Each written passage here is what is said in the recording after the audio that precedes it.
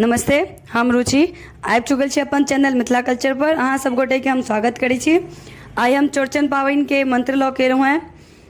बहुत नजदीक आबि गेलै चौड़चन पाबनि, तऽ अर्घ लऽ कऽ जे भगवान के दर्शन कयल जाइए ओ कोन सा मंत्र अइ ओ मंत्र हम बतबऽ लेल एलहुँ हैं।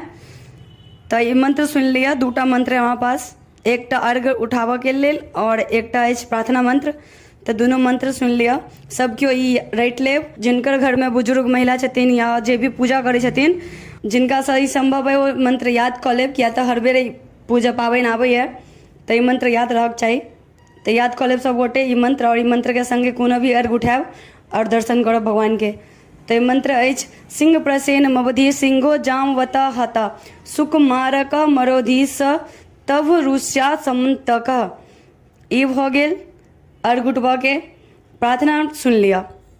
दंडी शंख तुषारंग भंग शिरोदार्ण संभव नमामि शशिनंग भक्त्या संभो मुकुट हूँ शरणम मम। ई भऽ गेल प्रार्थना मंत्र। तो और हम ई डिस्क्रिप्शन में भी डाल दै छी, अहाँ सब गोटे पढ़िओ लेब, पढ़ि कऽ याद कऽ लेब या सुनि कऽ याद कऽ लेब, लेकिन याद जरूर कऽ लेब। तो पूजा के मंत्र अछि चौड़चन पाबनि के।